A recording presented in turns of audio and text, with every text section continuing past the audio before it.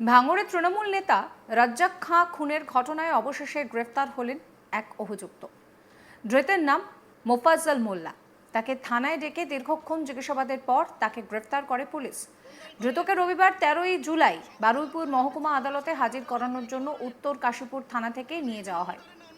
আদালতে নিয়ে যাওয়ার পথে মোফাজ্জল সংবাদ মাধ্যমের মুখোমুখি হয়ে জানান, আমি এখন মুখ খুলব না, আমি যা বলার থানার বড়বাবুকে বলবো। পুলিশের তরফে 14 দিনের হেফাজতে চাওয়া হলেও 20 তারিখ পর্যন্ত অর্থাৎ 8 দিনের পুলিশি হেফাজত মঞ্জুর করেন বিচারক। কোন দল করেন? শওকত মোল্লা বলেছে আপনি তৃণমূলের সাথে আপনার কোনো যোগ নেই, কি বলবেন? আপনি কি তৃণমূল করেন না অন্য দল?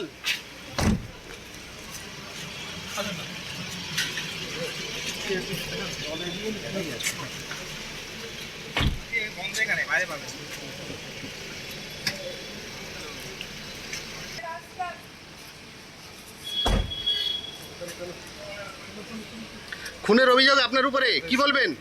কি বলবেন? কি বলবেন? কি খুনের অভিযোগ আপনার উপরে? क्या बताएंगे? কোনো মুখ খুলবো না, বড় উৎসবে তোমার।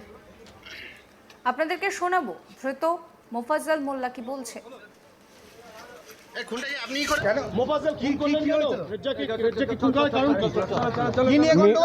মিডিয়া ভাইদের এখন কিছু বলবো না, যা বলবো আমি বড় বাবুর সঙ্গে বলবো।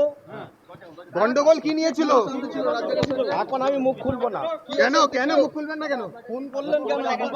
খুন করলেন কেন? কাদেরকে দিয়ে করলেন?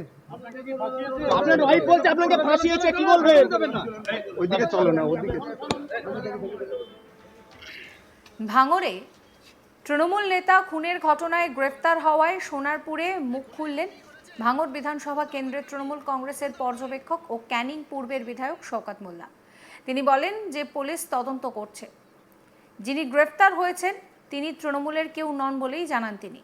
তার ফের অভিযোগ এর পিছনে আইএসএফের হাত রয়েছে। রাজ্জাক খাঁ জানে শেষ হওয়ার ঘটনায় সেখানে রীতিমতন চাঞ্চল্য ছড়িয়েছে। শওকত মোল্লা কি বলছেন শোনাবো। আইএসএফের মদতপুষ্ট এরা, খুনির কোনো জাত হয় না। আমরা এফআইআর এ কোনো নাম দিইনি, আমরা প্রকৃত খুনিদের অ্যারেস্ট করার কথা বলেছিলাম। পুলিশকে ধন্যবাদ জানাবো, যেই হোক না কেন তার দৃষ্টান্তমূলক শাস্তি। এবং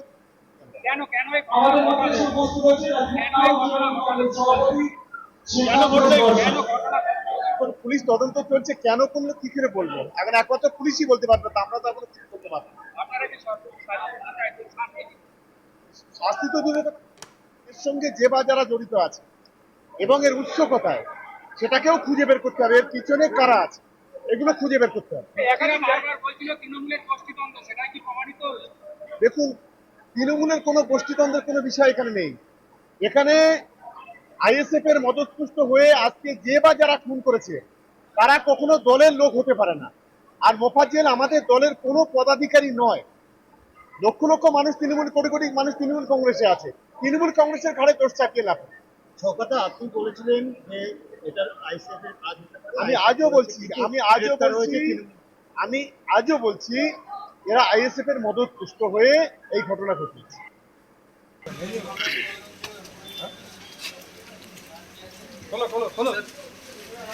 এই খুনটা কি আপনিই করেছেন?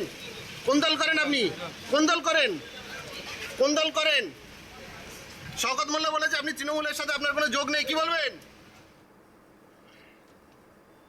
এ নিয়ে আইএসএফের বিধায়ক নওশাদ সিদ্দিকী বলেন যে কার বিরুদ্ধে মিছিল করবে? তৃণমূলকে জানে শেষ করেছে তৃণমূল। সবকিছু ধামাচাপা দেওয়ার চেষ্টা করছে শওকত মোল্লা। শওকত মোল্লাকে জিজ্ঞাসাবাদ করলে অনেক কিছু বেরিয়ে আসবে, এ বিস্ফোরক দাবি করছে নওশাদ সিদ্দিকী। কি বলছেন তিনি শোনাবো। সাহেব সবসময় আইএসএফ ফোবিয়াতে ভুগছে, আইএসএফ আতঙ্কে ভুগছে, সেজন্য সবসময় আইএসএফ এর নাম নিয়ে বলছে আর নওশাদ সিদ্দিকীর নাম নিয়ে বলছে। আমরা ডে ওয়ান থেকে বলে আসছি এটা রাজনৈতিক প্রতিহিংসায় খুন হয়েছে এবং গোষ্ঠীদ্বন্দ্ব হয়েছে। আজকে অফিসিয়ালি যেটা আমরা বলতে পারছি সেটা হচ্ছে কি, তৃণমূলের চালতাবেড়িয়া অঞ্চলের নেতাকে খুন করলো, আবার সেই চালতাবেড়িয়া অঞ্চলেরই অন্য এক নেতাকে গ্রেফতার করলো। যাকে গ্রেফতার করেছে সে শওকত মোল্লা ঘনিষ্ঠ, আর যে খুন হয়েছে সেও শওকত মোল্লা ঘনিষ্ঠ। এর রহস্য অনেক গভীরে আছে। আমি এটাও বলছি, এই 10 তারিখে যে রাজ্জাক খাঁ আমাদের ভাঙড়ের একজন মানুষ, তৃণমূলের সে নেতা হতে পারে, তার রাজনৈতিক পরিচয় আলাদা হতে পারে, কিন্তু আমি মনে করি আমাদের ভাঙড়ের তিনি একজন নাগরিক, আমি তার জনপ্রতিনিধি। সে জায়গায় দাঁড়িয়ে বলছি যে লাশের অদূরেই দাঁড়িয়ে শওকত সাহেব যে কথাগুলো বলছিল না, শওকত সাহেব রাইট সাইড লেফট সাইড আগে পিছনে অনেক মানুষই এই খুনের সাথে জড়িয়ে আছে, আমি দায়িত্ব নিয়ে বলতে পারি, যদি সঠিক তদন্ত হয় উঠে আসবে। এখন দেখার বিষয় কারা কারা যুক্ত আছে, যাদেরকে গ্রেফতার করেছে তাদের সিডিআর যদি চেক করে, নিশ্চিতভাবে কলকাতা পুলিশের সিপি তিনি যথেষ্ট পরিমাণে এফিসিয়েন্ট এই ক্ষেত্রে, আশা করব নিরপেক্ষতা বজায় রেখে তদন্ত করবে, যে কে বা যারা যুক্ত আছে তাদের বিরুদ্ধে কঠোর ব্যবস্থা নেবে এবং সর্বোচ্চ শাস্তি হবে। আমি একজন ভাঙড়ের জনপ্রতিনিধি হিসাবে আমি বলতে চাই যে প্রয়োজনে তার পরিবার যদি আমার আইনি কোনো সহযোগিতা নিতে চাই, আমি সম্পূর্ণরূপে দিতে প্রস্তুত আছি। আমার কাছে ও আমার বিরোধী দলের নেতা নয়, আমি ওর কাছে ও হচ্ছে রাজ্জাক খান, হচ্ছে ভাঙড়ের একজন ভোটার, এটা আমার বড় পরিচয়। সেদিনকে দেখা যায় মৃত্যু হয়, সেদিনকে শওকত মোল্লার পিছনে দাঁড়িয়েছিলেন মোফাজ্জল মোল্লা। সেটাই তো বলছি, শুধু মোফাজ্জল মোল্লা নয়, আরও যে কেউ আছে। আমি এটা বলছি সঠিক তদন্ত হলে রাইট লেফট ব্যাক ফ্রন্ট যারা দাঁড়িয়ে আছে অনেকে জড়িয়ে আছে এই খুনের সাথে, সঠিক তদন্ত হলে বেরিয়ে আসবে। কারণ শওকত মোল্লা নির্লজ্জের মতো আইএসএফকে দেখে দিচ্ছে। এখন কি বলবে? মুফাজ্জল মোল্লাকে যতক্ষণ না পর্যন্ত অ্যারেস্ট করেছে, যতক্ষণ ডিটেন করেছে, অনেক গল্প শুনিয়েছিল। এখন কি শওকত মোল্লা সাহেব বলে সেটা দেখার বিষয়। আমরা চাই ভাঙড়ে সেন্ট্রাল ফোর্স স্টেট ফোর্স দিয়ে, যৌথ বাহিনী দিয়ে চিরুনি তল্লাশি হোক, ভাঙড়ে যত অবৈধ অস্ত্রশস্ত্র আছে সব উদ্ধার করা হোক, ভাঙড়ের অলিতে গলিতে সিসিটিভি ক্যামেরা লাগানো হোক, লাইট লাগিয়ে দেওয়া হোক, ভাঙড়ের মানুষ শান্তিতে থাকুক। ভাঙড়ের সাধারণ মানুষকে আমরা শান্তিতে রাখতে চাই। হিংসা, মারামারি, খুনোখুনি এটা থেকে ভাঙড় পরিত্রাণ পাক। এর জন্য আমি অ্যাপিল করছি আমার রাজ্য সরকারের কাছে, অবিলম্বে সেন্ট্রাল ফোর্সের প্রয়োজনে সহযোগিতা নিয়ে, স্টেট ফোর্স সেন্ট্রাল ফোর্স নিয়ে অভিযান চিরুনি তল্লাশি হোক। আপনি দাবি করছেন অস্ত্র আছে, শওকত মোল্লা দাবি করছেন এখন ভাঙড় প্রতিবাদ, কাদের কাছে আছে বলে মনে করছেন বা কারা রাখে? দেখুন, শওকত মোল্লা সাহেবরা পঞ্চায়েত নির্বাচনে গ্রিন করিডোর করে যে অস্ত্রগুলো নিয়ে এসেছে, আমাদের কর্মীদের খুন করেছে, আমাদেরকে আঘাত করেছে, আমাদের কর্মীদের, এই মোফাজ্জল মোল্লা আমার গুলি ছুড়াতে আমাদের কর্মীর পাকেটে বাদ দিতে হয়েছে, একাধিক কর্মী গুলিবিদ্ধ হয়েছে। ইনি একজন কিলার, 2009 সালেও খুন করেছে। তো এই ধরনের মানুষের হাতে তো শওকত মোল্লা এসে অস্ত্র তুলে দিয়েছে। শওকত মোল্লা এখন বাঁচার জন্য নতুন করে নাটক করছে।